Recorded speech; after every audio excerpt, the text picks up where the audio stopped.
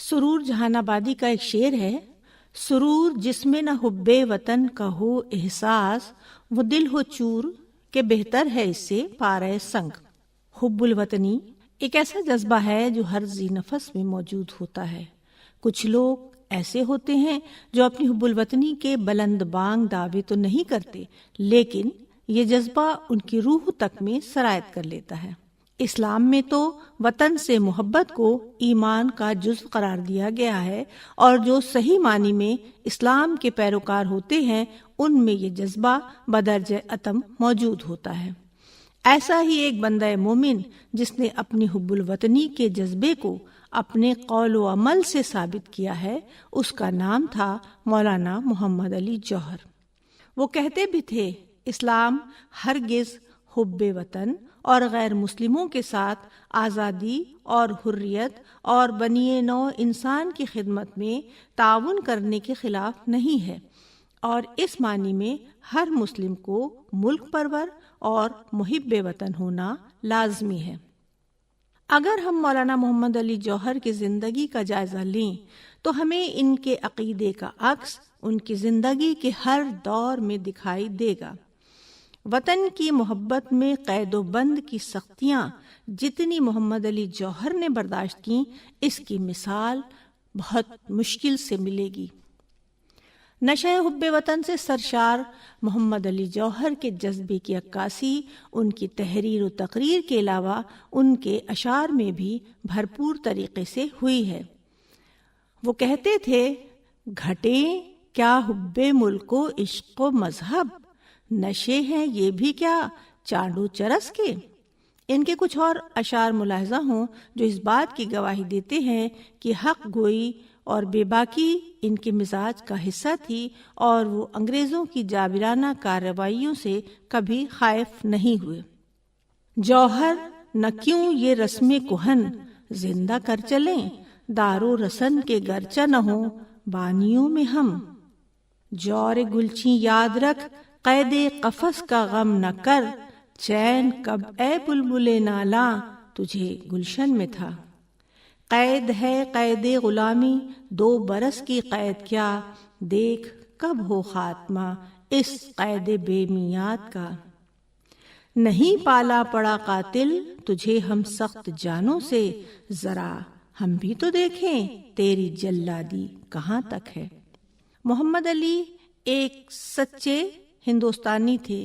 وہ کہتے تھے، جہاں تک احکام خداوندی کے بجا لانے کا سوال ہے، میں اول بھی مسلمان ہوں، دوئم بھی مسلمان ہوں اور آخر بھی مسلمان ہوں، لیکن جہاں ہندوستان کا سوال آتا ہے، جہاں ہندوستان کی آزادی کا سوال آتا ہے، جہاں ہندوستان کی فلاح و بہبود کا سوال آتا ہے، میں اول بھی ہندوستانی ہوں، دوئم بھی ہندوستانی ہوں اور ہندوستانی ہونے کے علاوہ کچھ بھی نہیں ہوں۔ اور ایک سچے ہندوستانی کے لیے اس سے زیادہ کیا ہو سکتا تھا کہ اس کا ملک اغیار کے قبضے میں ہو۔ محمد علی کو بھی اس بات کا شدید دکھ تھا کہ ان کا ملک غلامی کی ذلت آمیز زنجیروں میں جکڑا ہوا تھا، اور ان زنجیروں کو وہ پاش پاش کر دینا چاہتے تھے تاکہ ان کو غلام ملک کا باشندہ کہے جانے پر احساس شرمندگی نہ ہو۔ 12 دسمبر 1919 کو امرتسر کانگریس کے اجلاس میں تقریر کرتے ہوئے انہوں نے یہ کہا تھا، مجھ کو جیل جانے دو مسٹر تلک، اگر ضرورت ہو تو تیسری بار جیل خانے بھیج دیے جائیں، مسز بیسنٹ دوبارہ نظر بند کر دی جائیں، بلکہ اس بڑھاپے میں اگر ضرورت ہو تو اپنے ہی بالوں سے پکڑ کر انہیں پھانسی دے دی جائے، لیکن ہندوستان کو آزاد ہونے دیجیے تاکہ آئندہ کوئی شخص کسی ہندوستانی مرد و عورت سے یہ نہ کہہ سکے کہ تو پیدائشی غلام ہے۔ محمد علی جوہر نے یہ حوصلہ افزا تقریر اس وقت کی تھی جب وہ 5 سال تک قید و بند کی صعوبتیں برداشت کرنے کے بعد جیل سے رہا ہوئے تھے، اور رہا ہونے کے بعد وہ سیدھے امرتسر کانگریس کے اجلاس میں پہنچے تھے۔ وہاں ان کا سرگرم استقبال کیا گیا تھا، اور وہاں انہوں نے کانگریس کی کارروائی میں بھی سرگرم حصہ لیا تھا۔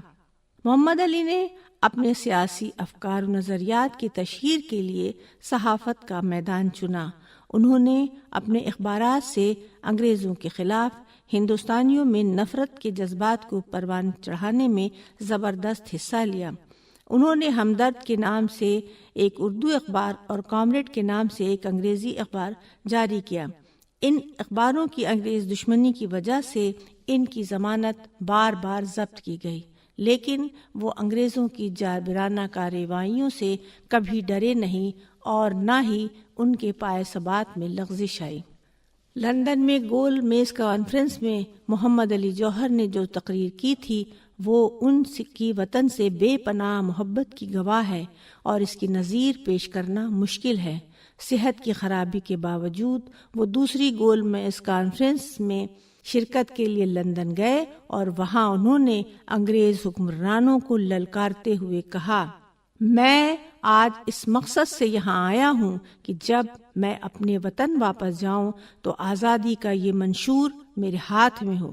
میں غلام ملک میں واپس نہیں جاؤں گا، ایک غیر ملک میں جسے آزادی کی نعمت حاصل ہے مجھے غریب الوطنی کی موت منظور ہے۔